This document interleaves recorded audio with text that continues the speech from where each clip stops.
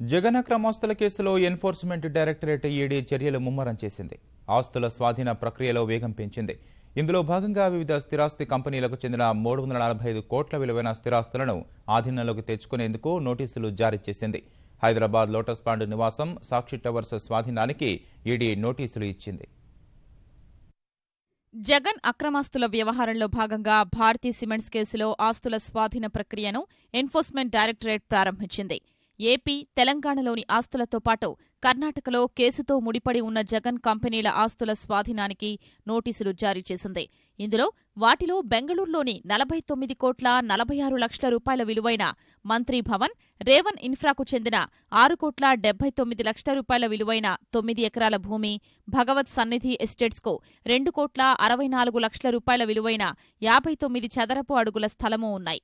యలహంకలోని 9 కోట్ల 6 లక్షల రూపాయల విలువైన సిలికాన్ బిల్డర్స్కు చెందిన భవనంతో పాటు 1.30 ఎకరాల స్థలం, 118 కోట్ల 50 రూపాయల విలువైన సండూర్ పవర్ లిమిటెడ్కు చెందిన భూమి, ఫ్యాక్టరీ, పరికరాల స్వాధీన ప్రక్రియను ప్రారంభించింది. ఈ ఆస్తులకు సంబంధించి తాత్కాలిక జప్తును అడ్జుడికేటింగ్ అథారిటీ ధృవీకరిస్తూ ఇచ్చిన ఉత్తర్వులపై ఆయా కంపెనీలు ఢిల్లీలోని అప్పీలేట్ అథారిటీలో అప్పీళ్లు దాఖలు చేశాయి. వీటిపై ఈ నెలాఖరులో జరిగే విచారణలో స్వాధీనం నిలిపివేతకు సంబంధించి ఎలాంటి మధ్యంతర ఉత్తర్వులు వెలువడని పక్షంలో ఈడీ భారతీ సిమెంట్స్ కేసుతో సంబంధమున్న 345 కోట్ల విలువైన స్థిరాస్తుల్ని తన ఆధీనంలోకి తెచ్చుకునే అవకాశముంది.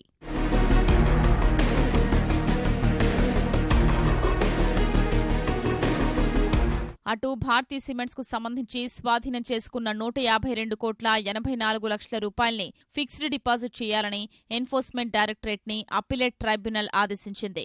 ఫిక్స్డ్ డిపాజిట్లను ఎప్పటికప్పుడు రెన్యువల్ చేయాలని, అప్పీళ్లపై తుది తీర్పు వెలువడే వరకు ఆ మొత్తాన్ని అలాగే ఉంచాలని పేర్కొంది.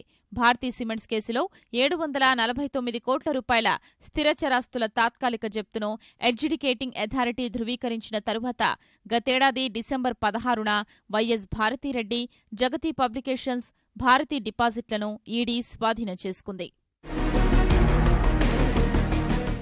అడ్జుడికేటింగ్ అథారిటీ ఉత్తర్వులపై భారతీ సిమెంట్స్ అప్పీలేట్ ట్రైబ్యునల్ను ఆశ్రయించింది. విషయం తేలే వరకు ఈడీ స్వాధీనం చేసుకున్న మొత్తాన్ని నగదుగా ఉంచడం సరికాదని అప్పీలేట్ ట్రైబ్యునల్ అభిప్రాయపడింది. తుది తీర్పు తరువాత కేసులో తమకు అనుకూలంగా వస్తే వడ్డీ నష్టపోతామని భారతీ సిమెంట్స్ వాదించగా 152 కోట్ల 84 లక్షల రూపాయల నగదును ఫిక్స్డ్ డిపాజిట్ చేయాలని ట్రైబ్యునల్ మధ్యంతర ఉత్తర్వులిచ్చింది. భారతీ సిమెంట్స్ కేసులో స్థిరచరాస్తుల స్వాధీనానికి సంబంధించి ఈడీ ప్రకటనలు ఇస్తోంది. ప్రకటనల్లో పేర్కొన్న కంపెనీలతో లావాదేవీలు చేసుకోవద్దని స్పష్టంగా పేర్కొంటోంది. జగన్తో పాటు కంపెనీలు హైకోర్టును ఆశ్రయించగా ఫిబ్రవరి 17 వరకు స్వాధీనం చేసుకోరాదని హైకోర్టు ఈడీని ఆదేశించింది. అయితే స్వాధీన ప్రక్రియను కొనసాగించడానికి హైకోర్టు అనుమతించడంతో ఈడీ చర్యలు ప్రారంభించింది.